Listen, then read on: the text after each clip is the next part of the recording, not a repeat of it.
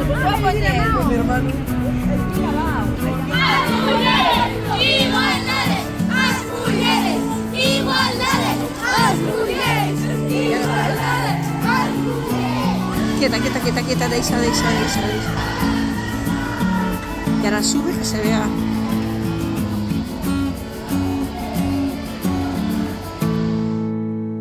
O primeiro ano no que fixemos o roteiro foi en 2018. Realmente a idea xurde con unha compañeira que traballaba naquel momento no colexio, que é María José López Louzao, e as persoas que traballamos inicialmente no roteiro fomos María José, Cristina e eu. Nos inspiramos en traballos que fixeron outras persoas. O Concello organizara un roteiro, a través do traballo que fixemos en Pantasmas de Oza tiñamos moita información e o que fixemos foi aproveitar un pouco toda esa documentación e toda esa información e nos pareceu que con eses elementos e outros que coñecéramos no traballo de Pantasmas de Oza que tiñamos unha actividade educativa moi motivadora na que o alumnado iba a vivir unha experiencia que lle iba a facer cambiar un pouco a mirada das rúas do barrio, dos elementos do barrio, que a maioría deles están dedicados ou lembrando a figuras masculinas. Nos queríamos darlle unha relectura a todo eso e mostrar figuras femeninas que tamén teñen cabida no barrio ou que teñen historias relacionadas con o noso barrio.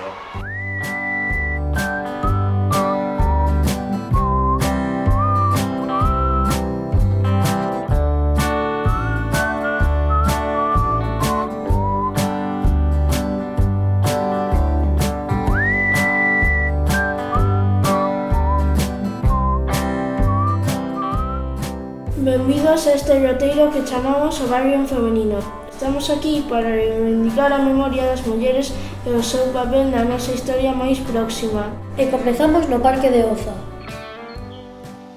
Este parque chamase así porque formaba parte do antigo Concello de Oza, anexionado por A Coruña en 1912. O Concello de Oza tiña 24 km² e A Coruña 8 km. Así que Oza era o triple de grande. E cal dos dous tiña máis habitantes? Na Coruña vivían 50.000 persoas e en Oza 9.000. De feito, antes todo isto era campos de cultivo e casas pequenas. Queredes velo? Este cadro é unha vista da Coruña pintada dende ali arriba. Vistas da Coruña dende o Corgo. Por qué? Porque ese camiño que sube por aí se chama o Camiño do Corgo. O pintou un señor que se chamaba Alejandro Ferrán. E o pintou nesta casa. Esta casa estaba por encima do murete. A parte de ser a casa de Ferrán, foi a primeira escola para nenas que houve na cidade. Agora, imos ao conto. Cada parada, imos vos dar unha proba para completar e se a completades vos damos a pegatina para ir completando o puzzle por equipos. A primeira proba é a seguinte. Aquí tedes cadros que como da vista dende o Corgo pintou Ferrán aquí. Tedes que localizar onde se pintaron estes cadros, porque hai elementos que os identifican e que se conservan no parque. Tedes exactamente 8 minutos.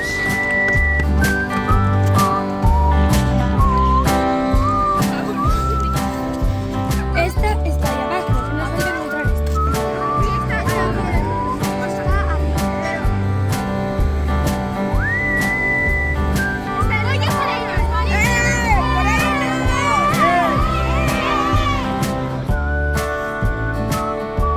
Pero bueno, imos a dar a prova por superada.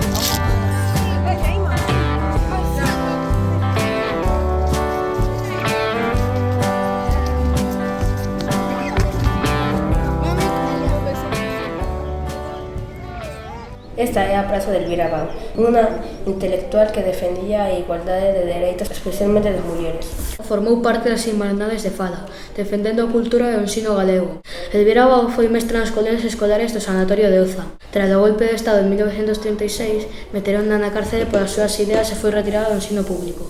Hoxe lembrámola como un dos referentes da educación pública en Galicia e da igualdade entre nenos e nenas. Mira, teño aquí un dato. Na época na queda da clase, en 1930, vivían en Coruña 75.000 persoas. E delas 25.000, un tercio non sabían ler e escribir. Nos aquí cantos somos? Quen ten máis posibilidades de ir á escola? Cal é o vosso rol? Yo tengo. Por que? O meu pai emigrou e manda carta. Pa dentro. E de vos, quen sería a seguinte que incorporar? ¿Cuál es el siguiente? Esta señora. Preséntolles a Isabel Serruta. Estación do Norte ocupa o lugar onde está agora a estación de autobuses. Podes ubicar os elementos da estación que se ven na fotografía. Esta torre de Telefónica que da á esquerda, vos dades conta ahora a ubicación? Onde está a estación de autobuses da Coruña estivo antes a primeira estación de tren da cidade, a Estación do Norte. As súas obras foron inauguradas pola Raíña Isabel II en 1858. Contan que o evento existiu sen ser convidado o alcalde de Oza, quen despois foi o único capaz de facer calar o fillo da raíña que non para de chorar. Ese bebé era o futuro Alfonso XII, e que foi el que inaugurou 25 anos despois outra en Madrid a Coruña. Isabel foi raíña gracias ao que o seu pai mudou a lei sálica, que prohibía que as mulleres foran coroadas. Fernando VII só tiña fillas e non quería que o seu irmán quedara co trono, así que cambiou a lei. Dende entón, as mulleres poden reinar sempre en cando non tengan un irmán varón. En España, o herdeiro ao trono escóllese primeiro por xénero, despois por idade e por último por grado de familiaridade.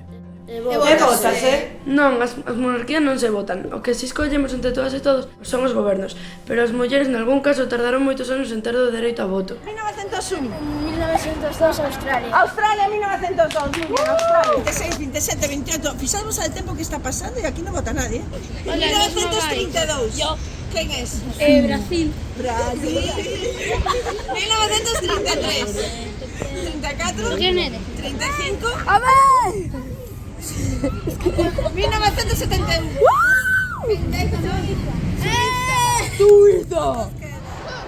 O primeiro ano nos probamos a facer o roteiro co alumnado de quinto e de sexto. Vimos que quen realmente conectaba moi ben co roteiro, comprendía todo, era o alumnado de sexto. O que nos comentaban ao acabar a actividade era que lles gustara, que aprenderan cousas, que o pasaran ben, que era un pouco o obxectivo de todo isto. Sí, creo que é unha experiencia moi boa, a verdade. Sí, eu tamén. O meu nome é Carmen, estudiei antes no Concepción Arenal. Eu chamome Lucía e tamén estudei aquí. Eu fui un dos primeiros grupos en facer este roteiro.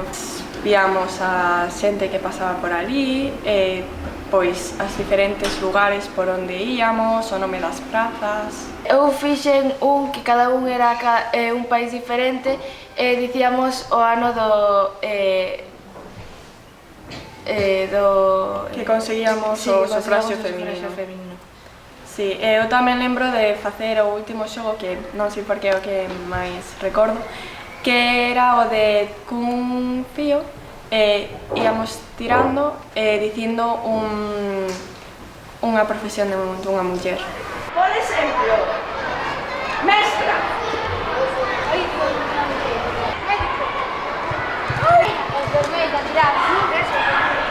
Por que médico non vale? Eu creo que a actividade de en que ano comeza o sufraxio femenino nos países que funciona moi ben, impactalles moito ver países desenvolvidos que realmente empezaron tardísimo a votar as mulleres e despois a actividade final reivindicativa, de poñerse no papel, de loitar por algo, creo que tamén funciona fantásticamente ben. O nome desta rúa é literal Río Monelos. Ata non fai tanto podía verse, pero nos anos 60 foi ocultado por completo e con el o recordo dun traballo moi feminizado, o das lavandeiras.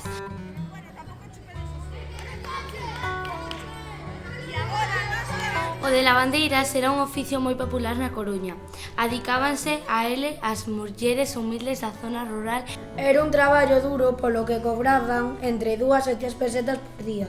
En 1907, as lavandeiras Lisero fixeron unha folga exixindo unha mellora das súas condicións. Pedían que lles pagaran máis pola roupa interior usada durante unha semana e un pago extra por recoller a roupa nas casas. Non sabemos se a folga tivo éxito, pero o oficio de lavandería foi desaparecindo a medida que a auga corrente chegou ás casas.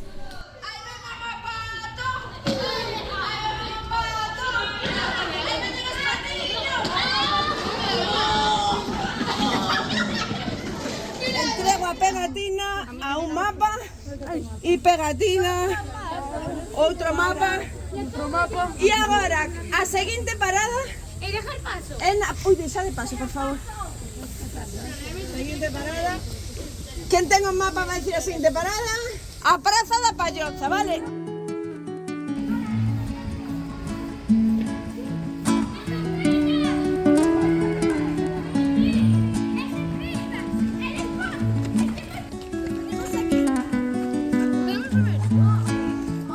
Ata esta mesma praza da Palloza antes chegaba ao mar. É onde había mar, había peixe, é onde había peixe, había pescantinas, as mulleres do muro. Ese era o nome da antigua lonxa do porto, onde se mercaba pescado para levar ás casas e aos restaurantes. Outras mulleres en oficios da mar eran as redeiras. Agora na Coruña non quedan moitas, pero hai unha enorme escultura que as lembra no porto, a dunha agulla de coser redes. E como de tecer redes vai a cousa... A cigarreira máis famosa é Amparo, a protagonista da novela de Emilia Pardo Bazán, inspirada nesta fábrica e nas súas traballadoras. A fábrica de tabacos da Coruña é unha das factorías máis antigas de Galicia e unha das primeiras en crear unha clase obrera feminina. Abriuse en 1808 e pechouse definitivamente no 2002 e as mulleres foron a súa forza laboral maioritaria durante os 200 anos que estivo en funcionamento. E como eran as cigarreiras? Traballadoras, solidarias e reivindicativas. En 1857 protestarán contra o uso da nova maquinaria que as obrigaba a traballar máis rápido e acabaron tirando as máquinas ao mar. As cigarreiras foron un colectivo moi reivindicativo. Constructide unha pancarta entre todos e manifestadevos ata seguinte parada.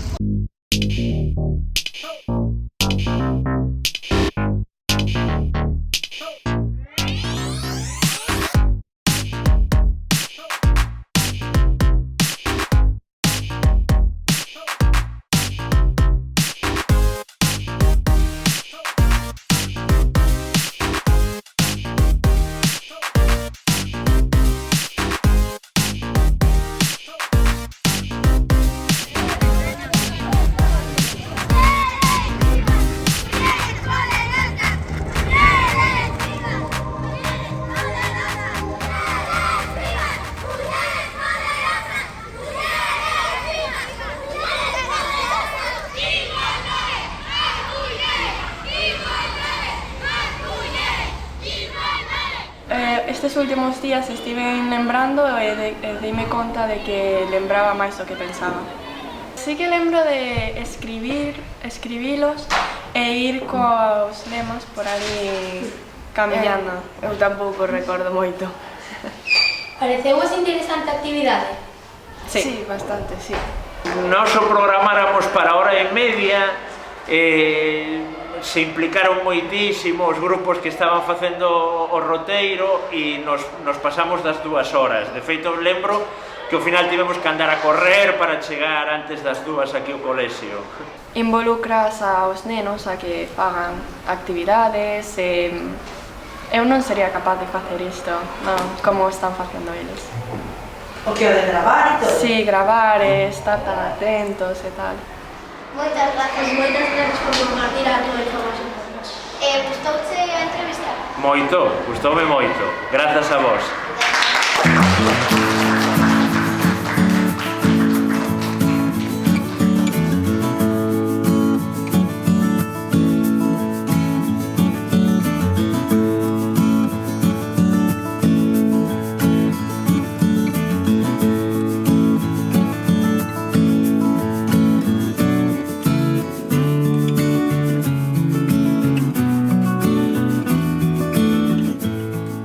Pois é a cidade das mulleres. As veciñas ilustres da Coruña vai recollendo as distintas mulleres que estiveron na cidade facendo cousas polas libertades, pola enseñanza, pola cultura en xeral, polas matemáticas.